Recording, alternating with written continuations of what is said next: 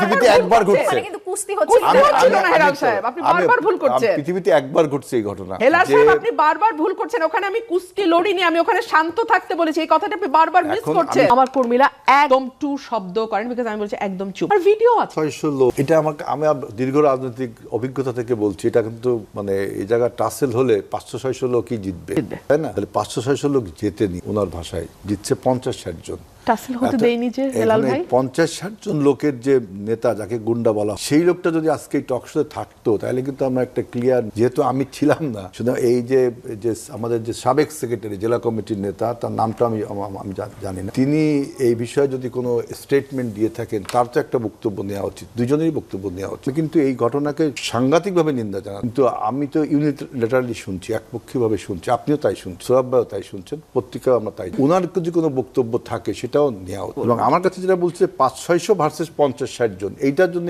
আমার 40 বছরের রাজনৈতিক অভিজ্ঞতায় আমি দেখিনি যে আমরা যদি 500-600 লোক থাকি, 50-60 জন লোক আমাদের উপর আক্রমণ করবে, এইটা কিন্তু আমার কাছে একটু কেমন যেন মনে হচ্ছে। কারণ আমি রাজনীতিতে দেখিনি এরকম। আমরা যখন আওয়ামী লীগের বিরুদ্ধে আন্দোলন করেছি, তখনও যদি আমাদের, আমি আশান্বিত হতাম যদি আজিজুল বাড়ি হেলাল ভাই যদি কিন্তু ছাড়া কথাটি বলতেন। হ্যাঁ, আমি কিন্তু আগেই বলেছি ভয়াবহ ঘটনা ঘটেছে, 50 জনকে ওখানে ফেলে দেওয়া কোনো ব্যাপার ছিল, কিন্তু আমি ধৈর্য ধরতে বলেছি এবং আমার কর্মীরা ধৈর্য ধরে, আমার কর্মীরা একদম টু শব্দ করেন, বিকজ আমি বলছি একদম চুপ। আর ভিডিও আছে, ভিডিও দেখলে এখন কারো মুখের বয়ান শোনার কোনো দরকার, আমার ফুল ছেঁড়া হয়েছে, পাড়ানো হয়েছে, এটার ভিডিও আছে। এখন সরকারি দলে গেলে যদি গণমাধ্যমের দিকে চোখ না থাকে, তাহলে তো এই সরকার নিয়ে খুব আশান্বিত হতে পারছি না। আমি আমার প্রথমে যে বক্তব্য দিয়েছিলাম, হেলাল সাহেব যদি কিন্তু ছাড়া কথা বলতেন, তাহলে আমি বরং কিছুটা আশান্বিত হতাম। কিন্তু উনি যদি ভিডিওটা দেখেন, পুরো ভিডিও, একটা দুটা না, বাংলাদেশের প্রতিটা চ্যানেল সেটা কভার করেছে, পুরো ভিডিও আছে। সেটা দেখলেই আপনি বুঝবেন কেন 500-600 বনাম 50-60-এ আমার নেতা কর্মীরা সর্বোচ্চ ধৈর্যের পরিচয় দিয়েছে। এটা একটা মিরাকেল। যদি এই মিরাকেলটা যবে হলো, আমার কাছে মিরাকেল মনে হচ্ছে। এই যে রুমিন ফারহানার জেতা যেমন মিরাকেল, না না, রুমিন ফারহানা জেতা মিরাকেল না, রুমিন ফারহানা জেতা মিরাকেল। মিরাকেলটা হলো এরকম ঘটনা পৃথিবীতে একবার ঘটছে, কিন্তু কুস্তি হচ্ছে না হেলাল সাহেব, আপনি বারবার ভুল করছেন। পৃথিবীতে একবার ঘটছে এই ঘটনা। হেলাল সাহেব আপনি বারবার ভুল করছেন। ওখানে আমি লড়িনি, আমি ওখানে শান্ত থাকতে বলেছি। এই কথাটা আপনি বারবার মিস করছেন। ওরা আমার কথা শুনেছে। Leadership, this is leadership. ওরা শুনেছে আমার কথা। এত দ্রুত ডেভেলপড হয় লিডারশিপের উপর।